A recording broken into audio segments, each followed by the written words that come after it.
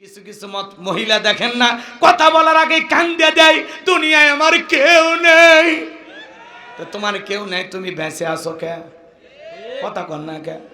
কিছু কিছু মহিলা কথা বলার আগে কান্দে দেয়, দুই চোখে পানি লাগেই থাকে, ও মনে হয় কান্দেই মামলা জিতবে চায়, সারা দুনিয়ার অকাম বদকাম করছে, কিন্তু কান্দে বুঝাই যে আমি রাবিয়া বসরি, আমি কোনো পাপ করিনি। যার বউ কথা বলার আগে কাঁদে দেয়, আপনি বাড়ির যা, আপনার বউ কান্না করার আগে ধমক দেয়, চুপ এই কান দিবি না, ঘটনা কি হয়েছে খুলে বল। তোর কথা শুনে যদি মনে হয় এই ঘটনায় কাঁদা উচিত, স্বামী স্ত্রী একসাথে জামাত করে কাঁদবো। কথা কোন ঠিক কি না? কথা বলার আগে কান্দে দেয়, চোখে মনে মোটর বসা রাখছে, টিপ দেওয়া হয় না। কথা কন, যার চোখে যত পানি আর চোখে বেশি ঝামেলা আছে, ওই পানি তোর যাই নামাজে পড়ে না। কথা কয় না? কি রাগ করতেছেন আপনারা? নেকা কান্নার অভিনয় করে জুলেখা মিথ্যা তহমত দিয়া আল্লাহর নবী ইউসুফ আলাইহিস সালামকে ধর্ষণের অপবাদ দিয়া 9.5 বছর জেল খাটাইছে। আজও এই যুগে ওলামা ইকরামদের নাইবে রাসূলদেরকে এই যুগের জুলেখারা মিথ্যা অপবাদ দিয়ে জেলে ঢুকেছিল। কথা বলে ঠিক না? কখনো বিশ্বাস করবেন না যে কোনো আলেম ধর্ষণ করতে পারে। আলেমরা বিয়ে করে। কথা কন, হুজুরদের বউ বেশি, বাচ্চা বেশি, কিন্তু কোনো আলেম ধর্ষণকারী হতে পারে না। কথা বলে ঠিক কিনা? আল্লামা মামুনুল হক বউ নিয়ে ঘুরতে গেছে, কয় কাবির নামা, কয় তোর দাদার কাবির নামা ছিল? এই কথা কয় না, ওটা কি সাথী নিয়ে ঘোরার জিনিস? ওটা কাজী অফিসে পড়ে আছে, কাবির নামা লিখবি কে? কত ছেলে মেয়ে পার্কে ঘোরাফেরা করে, 14ই ফেব্রুয়ারি পালন করে, কলেজের ক্যাম্পাসে কবুতরের বাচ্চার মতো জোড়াই জোড়াই বসে থাকে, কই কাবির নামা দেখতে যাননি তো? হুজুরদের নরম পাইছেন, হ্যাঁ আলেমদের নরম পাইছেন, আল্লাহ বিচার করছে। কথা কয় না? মাজলুমদের দোয়া কবুল হয়েছে। শাপলা চত্বরে 2013 সালে এতিমদের হত্যা করেছেন না? আজকে কই সেই দাঁত চিপায়ে যে কৃষিমন্ত্রী কথা বলেছিল, রাত 12টার পরে শাপলা চত্বরেও হেফাজতি জঙ্গি, ওদেরকে আমরা রাত 2টার পরে শাপলা চত্বর ছেন্ডেলের চত্বর হয়ে গেল। দাঁত পিছেই কথা বলেছিল, এখন সে আব্দুর রাজ্জাক বলে আমি ন্যায় বিচার চাই। ন্যায় বিচার কি, কত প্রকার, একটু অপেক্ষা করো, হারে হারে বুঝাই দেওয়া হবে। তোমার গহনা দিন ফু রাইয়া যাইবে, গহনা দিন ফু রাইয়া যাইবে, যৌবনে লাগবে ভাটি, ওই যে দেখো ডাকিতেছে তোমায় কবরের মাটি। বলবো বলবো, বলেন বলেন।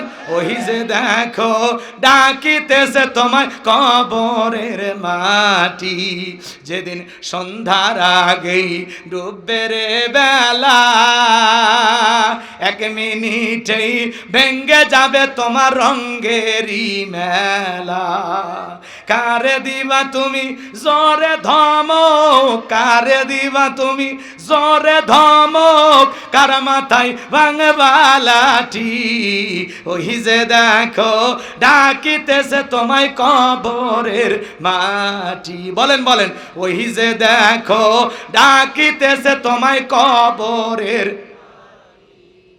খবর পেয়ে আসবে আত্মীয় স্বজন, তোমারই চার পাশে বৈশা সবাই করিবে কান্দন, সাজাইবে তোমায় মনের মতন, সাজাইবে তোমায় মনের মতন, কি সুন্দর পরিপাটি, ওই যে দেখো ডাকিতেছে তোমায় কবরের মাটি, ওই যে দেখো ডাকিতেছে তোমায় কবরের মাটি।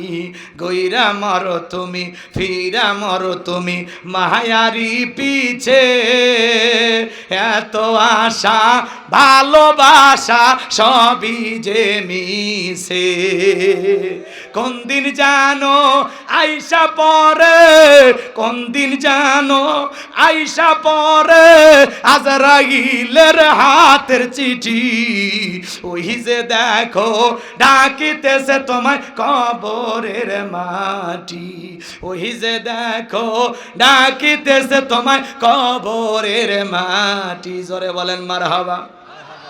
যুবকরে, যৌবনের জোর আর ক্ষমতার জোর এটা কখনো চিরস্থায়ী না। কথা বলেন ঠিক কি না? বাজান গো, আমার মন খারাপ করবেন না। আমি গুনাহগার যে কথা বলতে চাচ্ছিলাম, যাকাত ভিত্তিক অর্থনীতি চালু করা লাগাবে। আর যাকাত মন্ত্রণালয় চালু করে আলেমেরা কি করবে? এদেশের সমস্ত ধনীদের তালিকা করবে। ধনী যাকাত দিবে না, যাকাত আদায় করা লাগবে। মনে করেন ইনি ধনী মানুষ, যাকাত আসছে 1 কোটি টাকা, কোনো মতে 5-10 লাখ টাকা যাকাত দিয়া নিজের 90 লাখ টাকা যাকাত নিজেই মারিয়া খায়। এদেশের অধিকাংশ ধনী হিসাব করে যাকাত দেয় না। যদি দিত, বাংলাদেশ অনেক আগেই দারিদ্র মুক্ত হতো। ধনীরা হিসাব করে যাকাত দেয় না তো। কোনো মতে যাকাতের কিছু লুঙ্গি, কিছু শাড়ি নিয়ে আসে। এমন লুঙ্গি 200 টাকা দাম, লিটন লুঙ্গি, পরে থাকলে ওর জান্নাত জাহান্নাম সব দেখা যায়। গরিব মহিলাকে দেয় 300 টাকা দামের শাড়ি, ধুয়ে দিলে শাড়ি না মশারি খুঁজে পাওয়া যায় না। এই বড় লোক, এই শাড়ি তোমার বউরে পরায়ও। কথা কন ঠিক কিনা? যাকাত মানে শাড়ি লুঙ্গি না। আর দিলে মান সম্পন্ন কাপড় দেন। হযরত ওমর ফারুক রাদিয়াল্লাহু তাআলা বলেন, তোমরা যাকাতের অর্থ এমন ভাবে দাও যাতে ওই ব্যক্তি যাকাতের জন্য আর কারো দুয়ারে লাইন না দেয়। বলেন আল্লাহু আকবার। এই ছেলেটা বেকার বসে আছে, ওরে যাকাতের 1-1.5 লাখ টাকা দেন, দিয়ে পাবনা শহর একটা দোকান ধরায় দেন। আল্লাহ যদি চায় 5-7-10 বছর ব্যবসা করলে ও নিজেও যাকাত দিবে ভবিষ্যতে। এই ছেলেটা বেকার বসে আছে, এরা যাকাতের টাকা দিয়া একটা অটো ভ্যান রিক্সা কিনে দেন। আল্লাহ চাইলে অটো ভ্যানে চালাইয়া তার একটা কর্মস্থানের ব্যবস্থা হলো, দৈনিক 500 টাকা 1000 টাকা ইনকামের একটা সোর্স হলো। কথা বলে ঠিক কিনা? একটা বিধবা নারী আসছে, সেলাই মেশিন দেন, 2টা ছাগলের বাচ্চা কিনে দেন, 2টা গাভী গরু কিনে দেন, এগুলো লালন পালন করে তার ভাগ্যের চাকা ঘুরাবে। কথা বলেন ঠিক কিনা? যাকাতের অর্থ দিয়া মানুষের কর্মস্থানের ব্যবস্থা করতে হবে, তাহলেই কেবলমাত্র বাংলাদেশকে দারিদ্র মুক্ত করা সম্ভব। ধনী যাকাত দেবে না, যাকাত আদায় করা লাগবে। ইনি ধনী মানুষ। আপনার ব্যাংকে কত টাকা, সিন্ধুকে কত, বইয়ের অ্যাকাউন্টে কত, বালিশের নিচে কত, খাটের তলে কত। আপনার যাকাত আসছে 2,75,72,500 টাকা, আপনি দেন। ধনী যাকাত দেবে না, যাকাত আদায় করা লাগবে। 2 মিনিট একটা ঘটনা বলি। আল্লাহর নবী মুসা আলাইহিস সালামের নাম আপনারা শুনেছেন। কারণকে যা বলে, কারণ তোমারে যাকাত দিতে হবে। কারণ ডেকে বলে, আমি যাকাত দিতে পারবো না। আল্লাহ নবী মুসা আলাইহিস সালাম ডেকে বলে, যাকাত না দিলে যাকাত আদায় করা হবে। আল্লাহু আকবার বলেন। মুসা নবীর রাগ কম না বেশি? যে নবী রেগে গেলে মাথার টুপি ভেদ করে চুল খাড়া হয়ে যায়। আল্লাহু আকবার বলেন। আজরাইলকে পর্যন্ত থাপ্পড় মারে। আল্লাহু আকবার বলেন। এক ঘুষি মেরে কিপ্তিকে দুনিয়ার থেকে বিদায় করে দেয়। সেই নবী মুসা আলাইহিস সালামের চোখে মুখে রাগ দেখা কারণ বলতেছে, পয়গাম্বার যাকাত দিতে হবে কত? আল্লাহ নবী মুসা আলাইহিস সালাম ডেকে বলে, 2.5%। এইবার কারণ ডেকে বলে, আমার একটু সময় দেন, হিসাব নিকাশ করে আপনাকে পরবর্তী যেতে জানাবো। মুসা নবী চলে গেলেন। এই কারণকে আল্লাহ পাক এত সম্পদ দিয়েছিল বাজান, 70টা উট লাগতো চাবি বহন করতে। চাবি যদি এত হয়, তালা কত? আর তালা যদি এত হয়, সিন্ধুকে মাল কত? ছোট মাথায় ধরবে না। কারণ এইবার হিসাব নিকাশ করে দেখে, কয়েক হাজার কর্মচারী দিয়া সারা দিন সারা রাত যদি যাকাতের টাকা দেওয়া হয়, এরপরে টাকা দিয়ে শেষ হবে না। এমনি তো কৃপণ পায়ে স্যান্ডেল দেয় না, ক্ষয় যাবে বলে, গায়ে জামা পরে না ছিঁড়ে যাবে বলে, সেই কৃপণ কি এত টাকা যাকাত দিতে পারে? এইবার কারণ কি করলো, এলাকা একটা 2 নাম্বার মহিলা ছিল, নাম হলো সবদা। এর কাছে যা বলে, সবদা রে, তোরে 2 বস্তা টাকা দেব, অ্যাডভান্স হিসেবে আজকে 1 বস্তা টাকা দিয়ে দিলাম, আর আগামীকালকে সাক্ষী দেওয়ার পরে আর 1 বস্তা টাকা দেব। বিনিময়ে আল্লাহর নবী মুসা আলাইহিস সালাম যেই মজলিসে দাঁড়াইয়া আল্লাহর পথে মানুষকে দাওয়াত দেবে, ওই ভরা মজলিসে দাঁড়াইয়া একবার শুধু বলবি, মুসা নবী দিনের বেলা বাস করে আর রাতের বেলায় আমি সবদার সাথে রাত কাটাই। বাস এতটুকু কথা বললেই যথেষ্ট, বাকি যা করার আমি করব। সবদা যেহেতু 2 নাম্বার মহিলা রাজি হয়ে গেল। পরের দিন সকালবেলা আল্লাহর নবী মুসা আলাইহিস সালাম হাজার হাজার জনতার সামনে সুন্দর করে বয়ান করতেছেন। বাজান গো আমার, হাজার হাজার মানুষ মুসা আলাইহিস সালামের আলোচনা শুনতেছেন। সবদা নামের সেই মহিলা মুসা আলাইহিস সালামের আলোচনা শুনে পাষাণ হৃদয় গইলা চোখ দিয়া পানি ঝরতেছে। এবার কারণ ইশারা দিয়ে বলে, সবদা দ্বারা বলেন আর একটু শুনি। দুইজন লোককে পাঠায় দিল, তাড়াতাড়ি সবদাকে দরকার হয়ে দাও। এইবার দুইজন লোক এসে বলে, নেতা গতকালকে টাকা দিয়েছে এক বস্তা, আর এক বস্তা টাকা রেডি আছে, সাক্ষীটা দিয়ে টাকার বস্তাটা নিয়ে বাড়িতে চলে যা। এইবার দুইজন দুই হাত ধরে জোর করে ভরা মজলিসে সবদাকে দাঁড় করা দিল। যখন কারুর নাম্বারে দ্বারা বলে, মুসা রে ওয়াজ বন্ধ কর, তাকায় দেখ 2 নাম্বার মহিলা দাঁড়াইছে। মহিলাটা 2 নাম্বার না 1 নাম্বার মুসা নবীকে জানে। কথা কন নাকি আপনারা?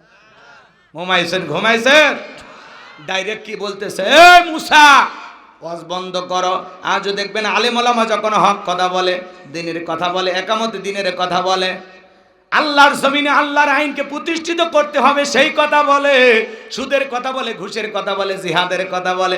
এক শ্রেণীর মানুষের কাছে এগুলো সহ্য হয় না, ওরা তখন ডাইরেক্ট আলেমদের ওয়াজে বয়ানে বাধা দেয়, বলে হুজুর আপনার ওয়াজ লাইন ছাড়া। হুজুরের ওয়াজ লাইন ছাড়া না, তোমার জীবন লাইন ছাড়া, তুমি একটা তার সেরা।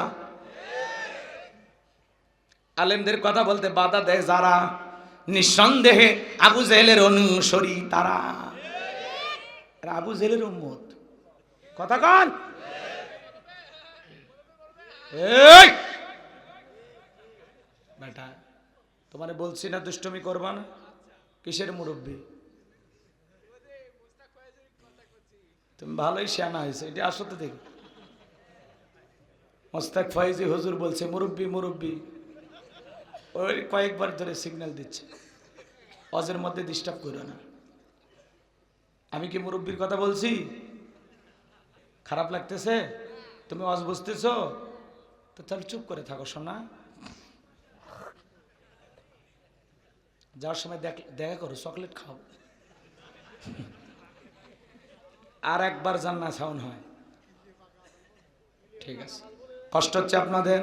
এ বাজান গো আমার, আলেমদের কথা বলতে বাধা দেবে যারা, আবু জেহেলের মনে থাকবে তো, রাগ করবেন না। বাজান গো আমার, কোরআনের হক কথা বলতে আপনি কেন বাধা দেন? কেন বাধা দেন? আপনি মুসলমান না, কেন বাধা দিলেন? এ বাজান গো আমার, যুগে যুগে তারাও চেষ্টা করেছিল, আবু জেহেল কিন্তু থামানোর চেষ্টা করেছিল, পারে নাই। আল্লাহ বলেন, অকাল্লাযীনা কাফারু লা তাসমাউ লিহাযাল কুরআন ওয়ালগাউ ফিহি লাআল্লাকুম তাগলিবুন। আবু জেহেল ষড়যন্ত্র করেছিল কাফেরদের মধ্যে, কাফেররা, সমস্ত কাফেররা ঐক্যবদ্ধ হয়ে স্লোগান দিয়েছিল, সমস্ত কাফেররা সিদ্ধান্ত নিয়ে বলেছিল, ওয়াকাল্লাযীনা কাফারু, কাফেররা বলল, লা তাসমাউ লিহাযাল কোরআন, কোরআন শ্রবণ করো না, ওয়ালগাউ ফিহি লাআল্লাকুম তাগলিবুন। যেখানে নবী মুহাম্মদ কোরআনের তেলাওয়াত করবে, কোরআনের আলোচনা করবে, কোরআনের দাওয়াত দেবে, কোরআনের প্রতি মানুষকে আহ্বান করবে, ওই জায়গায় তোমরা ঢোলক বাজাও, শীষ দাও, তালি দাও, লাফালাফি করো, উলঙ্গপনা বেহাপনা শুরু করে দাও, যাতে ঢোলকের বাদ্য শুনে মানুষ এই দিকে আসে, কোরআন যেন মানুষ না শুনতে যায়, নাচানাচি দেখতে আসে, কোরআন যেন না শুনতে যায়। ওরা ষড়যন্ত্র করে, বলেন তো বাজান, কোরআনকে থামাই দিতে পারছিল? আবু জেহেল পারে নাই, উতবা সাইবা পারে নাই। আজও যারা পৃথিবীর জমিনে কোরআনকে বন্ধ করার ষড়যন্ত্র করবে, কোরআনের আওয়াজ বন্ধ করার ষড়যন্ত্র করবে, ওরাই বন্ধ হয়ে যাবে, ওরা নিশ্চিহ্ন হয়ে যাবে, কিন্তু কোরআন নিশ্চিহ্ন হবে না, কোরআনের আওয়াজ বন্ধ হবে না। কিয়ামত পর্যন্ত এই পৃথিবীর জমিনে কোরআনের কথা চলছে, চলবে। কোন জালেম, কোন বেঈমানের রক্তচক্ষুর দিকে তাকায়া কোরআনের কথা বন্ধ করা হবে না, হবে না। আমার ভাইয়েরা গভীর মনোযোগ দিয়ে শোনেন, যে কথা বলতে চাচ্ছিলাম, আল্লাহর নবী মুসা আলাইহিস সালাম অবাক দৃষ্টিতে তাকিয়ে আছেন। কারণ ডেকে বলে, সবদা তোমার যা বলার তুমি বলো, আমি তোমার সাথে আছি। আল্লাহর নবী মুসা আলাইহিস সালাম অবাক ভাবে তাকিয়ে আছেন। সবদা এবার বলতেছে, কারণ তুমি বসো, আমি যেহেতু দাঁড়িয়েছি বলার জন্য, আমাকে বলতে দাও। এইবার ডেকে বলে, ও জনগণ শোনো দিয়া মন, আমি জীবনে কোনোদিন মুসা নবীকে দেখি নাই। আজকে মুসা নবীর আলোচনা শোনার পরে আমার পাষাণ হৃদয় গইলা চোখ দিয়ে পানি পড়েছে। আমি মনে মনে সিদ্ধান্ত নিয়েছি, আর খারাপ কাজ করব না, অশ্লীল কাজ করব না, আমি তওবা করে ঈমান গ্রহণ করব।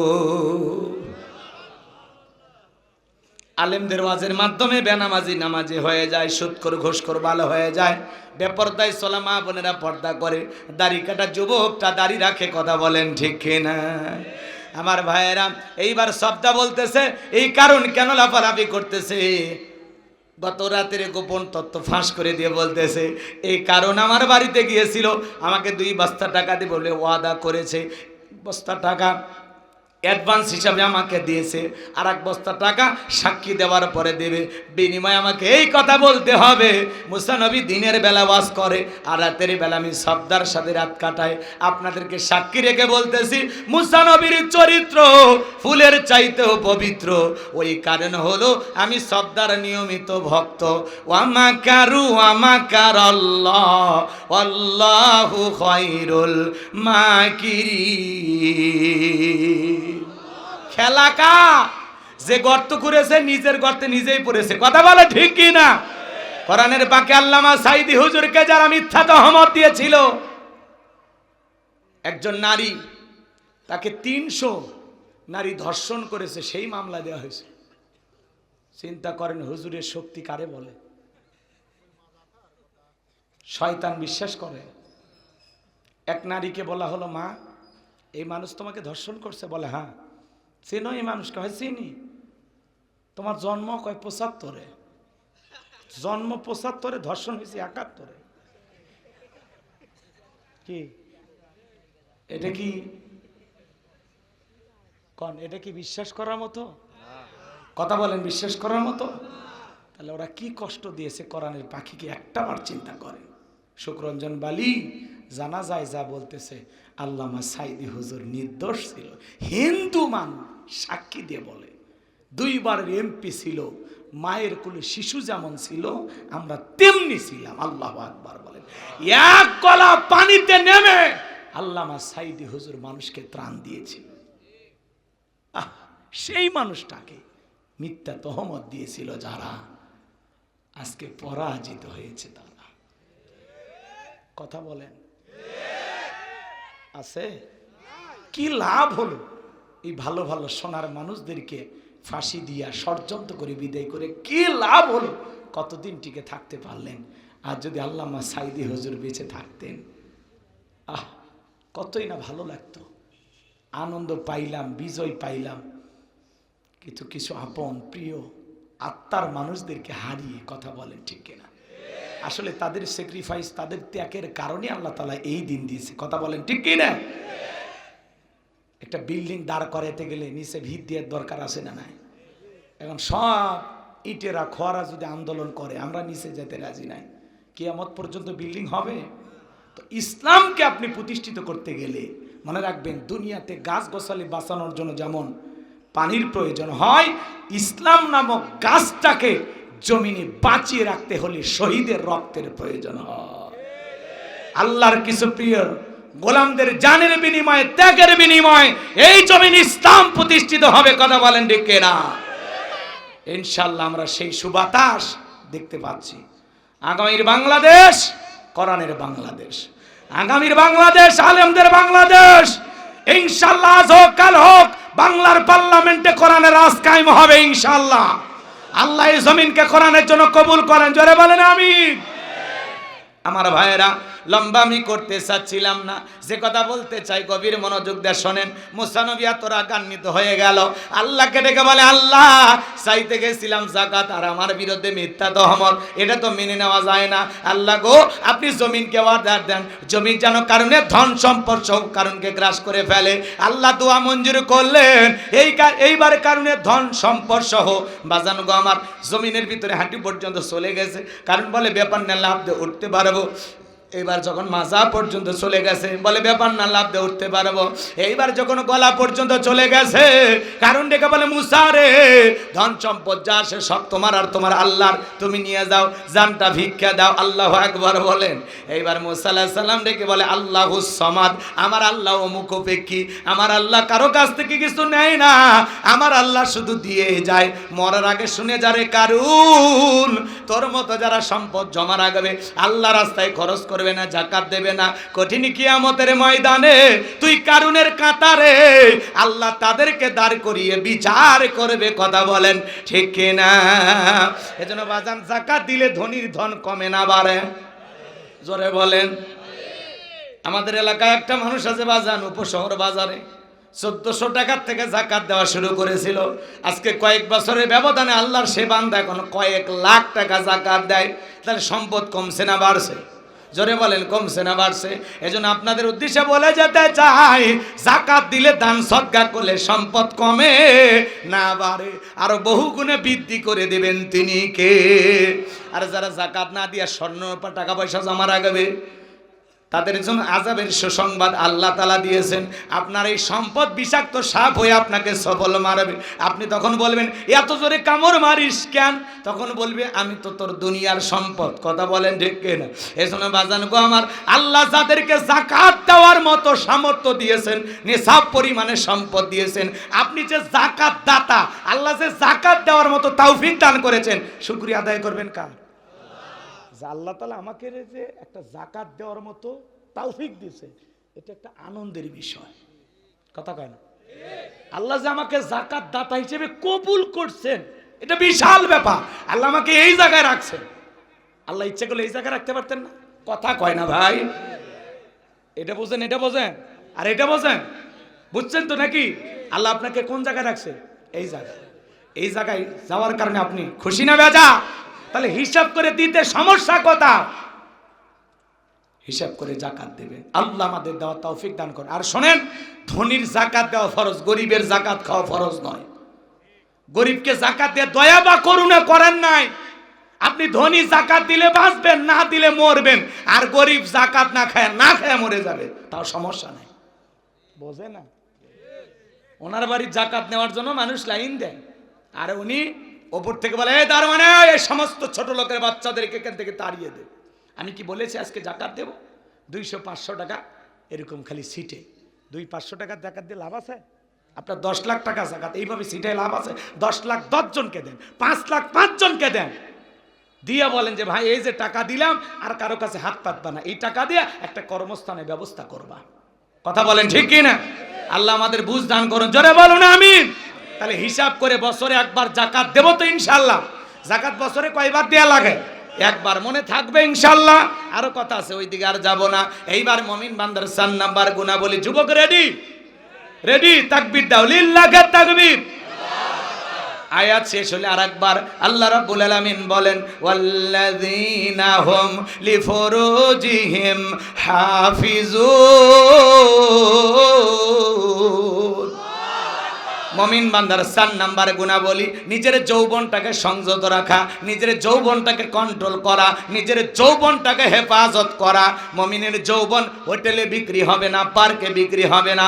মুমিনের যৌবন, বিয়ের আগে কোনো অবৈধ সম্পর্ক মুমিন করতে পারে না। কথা কয় না?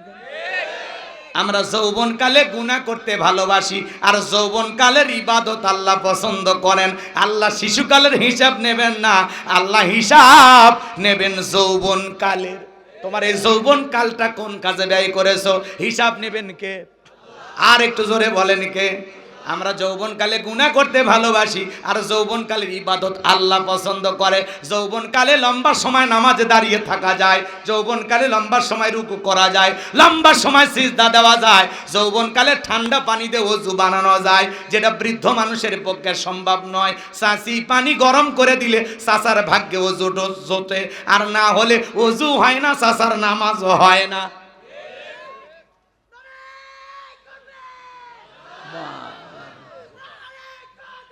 কষ্ট হচ্ছে নাকি আপনাদের?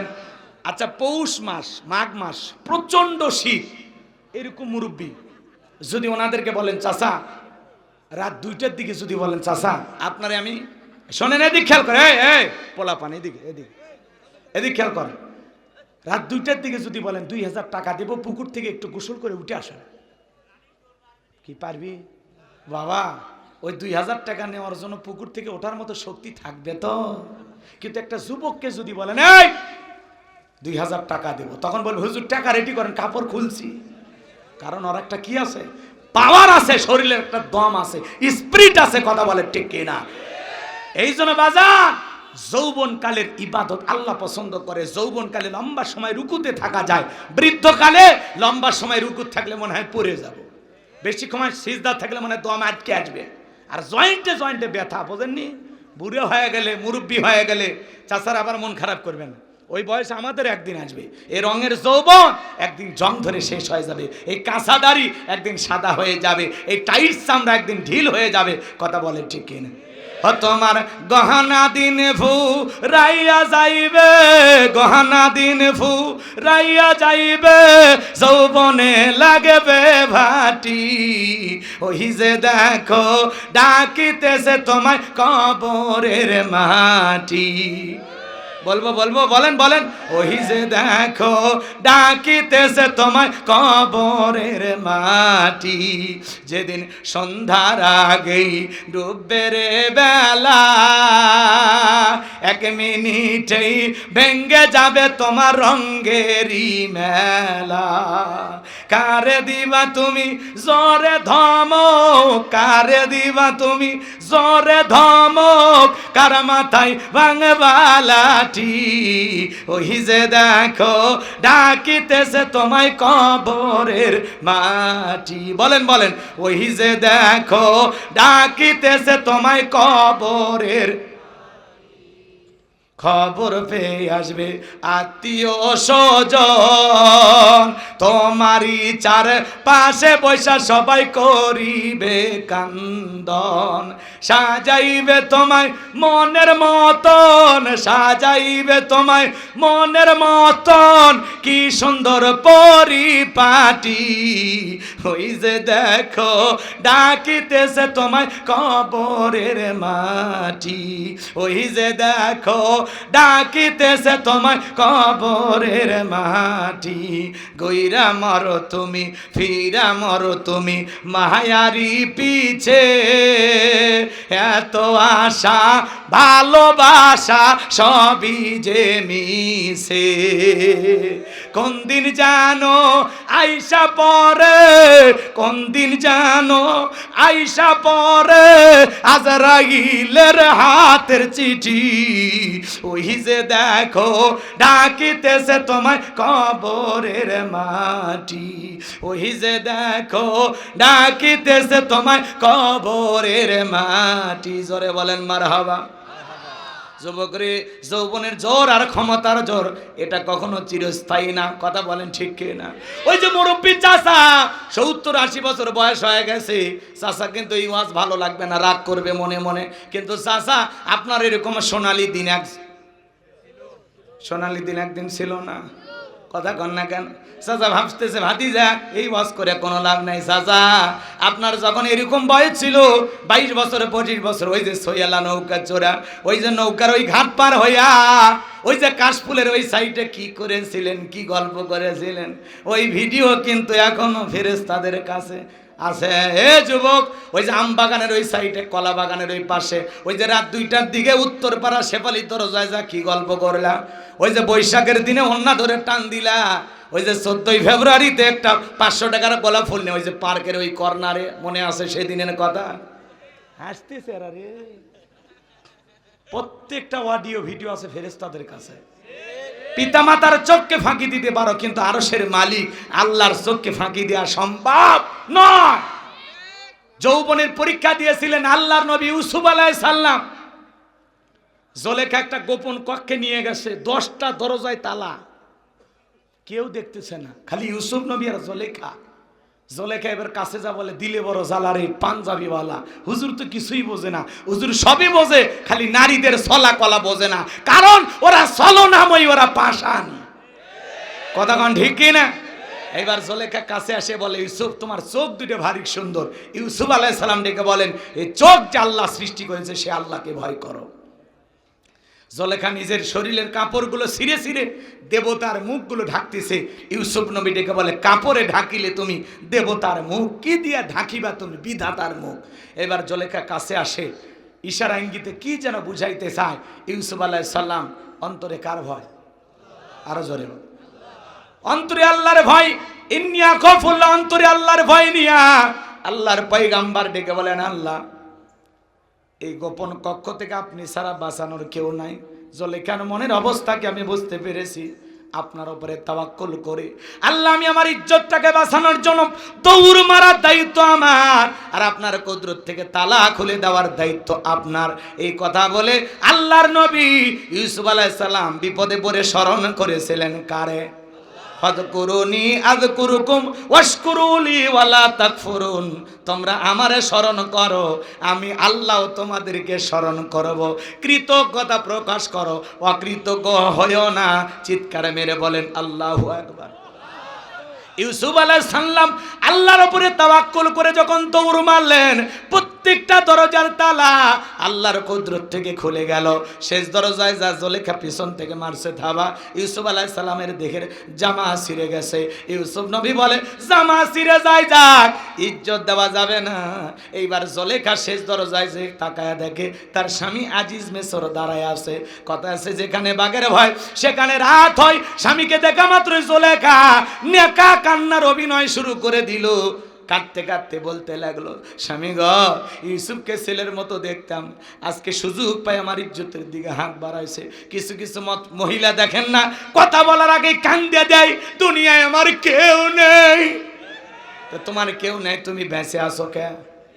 কথা কর না কে? কিছু কিছু মহিলা কথা বলার আগে কান্দে দেয়, দুই চোখে পানি লাগেই থাকে। ও মনে হয় কান্দেই মামলা জিতবে চায়, সারা দুনিয়ার অকাম বদকাম করছে, কিন্তু কান্দে বুঝাই যে আমি রাবিয়া বসরি, আমি কোনো পাপ করিনি। যার বউ কথা বলার আগে কান্দে দেয়, আপনি বাড়ির যা আপনার বউ কান্না করার আগে ধমক দেয়, চুপ এই কান দিবি না, ঘটনা কি হয়েছে খুলে বল। তোর কথা শুনে যদি মনে হয় এই ঘটনায় কাঁদা উচিত, স্বামী স্ত্রী একসাথে জামাত করে কাঁদবো। কথা কোন ঠিক কি না? কথা বলার আগে কান্দে দে, চোখে মনে মোটর বসা রাখছে, টিপ দেওয়া হয় না। কথা কন, যার চোখে যত পানি আর চোখে বেশি ঝামেলা আছে, ওই পানি তোর যাই নামাজে পড়ে না। কথা কয় না? কি রাগ করতেছেন আপনারা? নেকা কান্নার অভিনয় করে জুলেখা মিথ্যা তহমত দিয়া আল্লাহর নবী ইউসুফ আলাইহিস সালামকে ধর্ষণের অপবাদ দিয়া 9.5 বছর জেল খাটাইছে। আজও এই যুগে ওলামা ইকরামদের নাইবে রাসূলদেরকে এই যুগের জুলেখারা মিথ্যা অপবাদ দিয়ে জেলে ঢুকেছিল। কথা বলে ঠিক না? কখনো বিশ্বাস করবেন না যে কোনো আলেম ধর্ষণ করতে পারে। আলেমরা বিয়ে করে, কথা কন, হুজুরদের বউ বেশি বাচ্চা বেশি, কিন্তু কোনো আলেম ধর্ষণকারী হতে পারে না। কথা বলে ঠিক কিনা? আল্লামা মামুনুল হক বউ নিয়ে ঘুরতে গেছে, কয় কাবির নামা, কয় তোর দাদার কাবির নামা ছিল? এই কথা কয় না, ওটা কি সাথী নিয়ে ঘোরার জিনিস? ওটা কাজী অফিসে পড়ে আছে, কাবির নামা লিখবি কে? কত ছেলে মেয়ে পার্কে ঘোরাফেরা করে, 14ই ফেব্রুয়ারি পালন করে, কলেজের ক্যাম্পাসে কবুতরের বাচ্চার মতো জোড়াই জোড়াই বসে থাকে। কই কাবির নামা দেখতে যাননি তো? হুজুরদের নরম পাইছেন, হ্যাঁ, আলেমদের নরম পাইছেন। আল্লাহ বিচার করছে। কথা কয় না? মাজলুমদের দোয়া কবুল হয়েছে। শাপলা চত্বরে 2013 সালে এতিমদের হত্যা করেছেন না? আজকে কই সেই দাঁত চিপায়ে যে কৃষিমন্ত্রী কথা বলেছিল, রাত 12টার পরে শাপলা চত্বরে হেফাজতি জঙ্গি, ওদেরকে আমরা রাত 2টার পরে শাপলা চত্বর ছেন্ডেলের চত্বর হয়ে গেল। দাঁত পিছেই কথা বলেছিল, এখন সে আব্দুর রাজ্জাক বলে আমি ন্যায় বিচার চাই। ন্যায় বিচার কি, কত প্রকার, একটু অপেক্ষা করো, হারে হারে বুঝাই দেওয়া হবে। সত্যি তোমাদের ন্যায় বিচার করা হবে। কথা বলে ঠিক কিনা? মন্ত্রী এমপিরা বড় বড় কথা বলেছিল, আজকে আছে? কথা বলেন আছে? মন্ত্রীরা সব কোথায় গেল? এমপিরা সব কোথায় গেল? কোথায় কাদের কাকা? ওদের সারা দেশটা বড় লাগে ফাঁকা ফাঁকা। পালাবো না, পালাবো না, পালাবো না, পালাবো না, যাই না তাদের দেখা, ওদের সারা দেশটা বড় লাগে ফাঁকা ফাঁকা। আইন মন্ত্রী আটকে গেল আইনেরই ফাঁকে, দাড়ি সারা দরবেশটারে ভণ্ড ভণ্ড লাগে। দাড়ি কেটে ক্লিন শেভ করে নৌকে চড়ে পালাচ্ছে। এদের অন্তরে আল্লাহর ভয় নাই তো? এদেরকে দেখার ইবলিস শয়তানক দেখে একই কথা। কথা কন না কেন? আইন মন্ত্রী আটকে গেল আইনেরই ফাঁকে, দাড়ি সারা দরবেশটারে ভণ্ড ভণ্ড লাগে। শুনেছি ভাই কত নেতা নেত্রী খাইতেছে ভাই ডান্ডা, বিচারপতি কালামানিকের ফাটিয়েছে নাকি আন্ডা। এটা আমার খবর না, মিডিয়ার খবর। এই বিচারপতি শামসুদ্দিন মানিক কোরআনের মুফাসসির আল্লামা সাইদি হুজুরকে মৃত্যুদণ্ডের রায় দিয়েছিল। আমরা বলতে চাই ওই একই ট্রাইব্যুনালে বিচারপতি মানিককেও মৃত্যুদণ্ডের রায় দিতে হবে। বিগত বছরে যারা ওলামা ইকরামদেরকে বিদায় করে যাওয়ার জন্য ট্রাইব্যুনাল গঠন করেছিল, আজকে যারা ট্রাইব্যুনাল গঠন করেছিল ওরা এখন ওই একই ট্রাইব্যুনালে মামলার আসামি। আল্লাহ, কষ্ট হচ্ছে আপনাদের? আমি বলবো এই বিচারপতি শামসুদ্দিন মানিক এদেশের 116 জন আলেমের তালিকা করে দুদকের কাছে জমা দিয়েছিল। আমার মতো গাইবান্দার গোলাম রব্বানি, আমার রোল নাম্বার ছিল 23। কত নাম্বার? আপনারা চেনেন না, ওরা ঠিকই চেনে। মালদা কি কথা কি বুঝছেন? রাগ করতেছেন আপনারা? না রাগ করেন না বাজান, রাগ করেন না। আমার 2টা ওয়াজ ভুল ধরেছিল, বৈশাখ নিয়ে আর আমি বলেছিলাম ধর্ম যার যার উৎসব সবার। এই স্লোগান কোনোদিন মুসলমান বলতে পারে না, এটা ঈমান ধ্বংস করার স্লোগান, এটা কুফরি স্লোগান। এই স্লোগান কোনো মুসলমান দিতে পারে না। এখানে বিস্তারিত ব্যাখ্যা বলেছিলাম, আজকে ওই দিকে যাওয়ার সুযোগ নাই। আমার ভাইয়েরা, সেই বিচারপতি মানিক এখন তালিকা করার আগে কলার পাতা শুয়েছিল, এখন জেলখানায়। কথা বলেন ঠিক কিনা? তাদেরকে জামায় আদরে রাখা হয়েছে। আমরা বলতে চাই এত জামায় আদর করতেছেন কেন আমরা বুঝতেছি না। কারণ আমরা এতটুকু শুনেছি জেলখানায় নাকি টাকা পয়সা দিলে সুযোগ সুবিধা পাওয়া যায়। মনে হয় এরা টাকা দিয়ে ওই সমস্ত পুলিশদের কিনছেই নাকি, কথা কয় না। প্রথম আলোর বিরুদ্ধে আমার তরুণেরা প্রতিবাদ করতে গেছে, আপনারা তাদেরকে ধরতেছেন, লাঠিচার্জ করতেছেন, পিটাইতেছেন, এটা ঠিক না। কথা বলেন, জুলাইয়ের রক্ত এখনো শুকায় নাই। কথা বলেন। আপনারা খবরদার জনগণকে প্রতিবাদ করার সুযোগ দেন। আমরা প্রথম আলোর বিরুদ্ধে কেন প্রতিবাদ করতেছি? কারণ এই দেশে তারা জঙ্গির ব্যাপারে এত তন্ত্র সন্ত্রাস চালিয়েছে, এত মিথ্যা তহমত, এত মিথ্যা অপবাদ দিয়েছে, পুরো জাতির ঘাড়ে একটা দাগ লাগিয়ে দিয়েছে ওরা। কথা বলে ঠিক কিনা? এ প্রথম আলো উল্টা পাল্টা নিউজ করে এদেশের মানুষের সামনে, জাতির সামনে এদেশের ইমানদার মুসলিম ভাইদেরকে ভিলেন বানানোর ষড়যন্ত্র করেছে। প্রথম আলো, এটা প্রথম আলো, আমাদের আলো না, এটা দিল্লির আলো। কথা বলে ঠিক কিনা? আমরা বলতে চাই এদেশে পত্রিকার বিজনেস করতে হলে এদেশের বিরুদ্ধে উল্টা পাল্টা নিউজ ছড়ানো যাবে না। কথা বলেন। এই ডেইলি স্টার আর এই প্রথম আলো, এরা যদিও নামটা কি সুন্দর, কিন্তু আসলে এরা কি যে ছাপায়, কি যে করে ওরা নিজেরাও জানে না। কিন্তু আমরা বলতে চাই প্রথম আলোর অফিসের সামনে আমার ভাইয়েরা আন্দোলন করতেছে, তাদেরকে কেন গ্রেফতার করা হচ্ছে, তাদের গায়ে কেন হাত দেওয়া হচ্ছে, তাদেরকে কেন পিটানো হচ্ছে? আমরা বলতে চাই তাদের প্রতিবাদ চলবে। কথা বলেন ঠিক কি না? প্রথম আলো যদি এই দেশে পত্রিকা বিক্রি করতে চায় তাহলে এই দেশের মুসলমানদের বিপক্ষে একটা নিউজ প্রচার করা যাবে না। কথা বলেন না কেন? তোমরা পত্রিকার মাধ্যমে এদেশের ইমানদারদেরকে জঙ্গি বানাবা বিশ্ব দরবারে, এটা আমরা মেনে নেব না। অনেক হয়েছে, আর না। কথা বলে ঠিক কিনা? আগামীতে এই দেশে কোনো কিছু হলে আলেমেরা যেটা বলবে সেটা হবে। কথা কর নাকি? আপনারা ভয় পাচ্ছেন নাকি? তাহলে বাজান, এই বিচারপতি মানিকদের বিচার হওয়ার দরকার আছে না? না, এরা বিচারপতি ছিল কিন্তু ন্যায় বিচার করে নাই, এই জন্য আজকে তারা বিচারকের কাঠগড়ায় নিজেরাই দাঁড়িয়েছে। তাহলে দুনিয়ার আদালতে যদি দাঁড়ায়, আল্লাহর আদালতে এদেরকে দাঁড়ানো লাগবে না? জোরে বলে লাগবে না? পলকেরও ঝলক গেল, পলকেরও ঝলক গেল, থামিয়ে নেটের চাকা, ওদের সারা দেশটা বড় লাগে ফাঁকা ফাঁকা। কোথায় গেল সংসদেতে মমতাজের গান, কোথায় গেল হযরত বলা স্বামী ওসমান? কথা বলে না। মাইক পালে স্বামী ওসমান বলতে খেলা হবে, খেলা হবে। আজকে ময়দান পড়ে আছে কিন্তু খেলোয়াড় স্বামী ওসমান না। আসো দুলে ভাই, খেলা হবে। কথা কন ঠিক কিনা? আমি আর বাড়াবাড়ি করব না। কষ্ট হচ্ছে এগুলো বলাতে? আপনারা রাগ করছেন? খুশি হয়েছেন? হাত তুলে বলেন খুশি হয়েছেন? খুশি হয়েছেন? লিল্লাহ তাকবীর, আম্মাজান গো আমার, এইবার গভীর মনোযোগ দিয়ে কথাগুলো শুনে যান। তাহলে মিথ্যা তহমত দিয়া আল্লাহর নবী ইউসুফ আলাইহিস সালামকে জেলখানায় পাঠাইছিল যারা, যুগে যুগে নাইবে রাসূলের ভূমিকা পালন করবে যারা, তাদেরকেও জুলাইখারা মিথ্যা তহমত দিয়ে জেলখানায় পাঠাইতে পারে। কথা বলেন ঠিক কিনা? যুবক রে, তোমাদের উদ্দেশ্যে বলে যাই, খবরদার কোন নারীর ছলাকলাই ভুলবা না। পুলিশে ধরলে বাঁচবি, র্যাবে ধরলে বাঁচবে, কিন্তু কোন নারীর ছলনার জালে, মায়ার জালে, ভালোবাসার জালে, রূপের জালে একবার যদি পা আটকে যায়, ফান্দে পড়িয়া বোকা কান্দে রে, সারা জীবন কেঁদেও ওই কাল নাগিনীর বিষাক্ত সবল থেকে তোরা বাঁচতে পারবি না। ওরা ছেলেদের ভালোবাসে না, ওরা ছেলেদের মন নিয়ে ব্যবসা বাণিজ্য করে। কথা কয়। এই জন্য যুবক, নারীদেরকে বিশ্বাস করা যাবে না। কথা কয় না? কোন নারী? বিয়ের আগে যারা আসে এদেরকে, বিয়ের পরে তো বউ বিশ্বাস করাই লাগবে, না হলে ঘরে আগুন জ্বলবে। রাগ করতেছেন? তাহলে বিয়ের আগে অবৈধ কোনো প্রেম ভালোবাসা করা যাবে? হে যুবক, কোনোদিন মা বাবার মনে কষ্ট দিয়ে বিয়ে করবা না।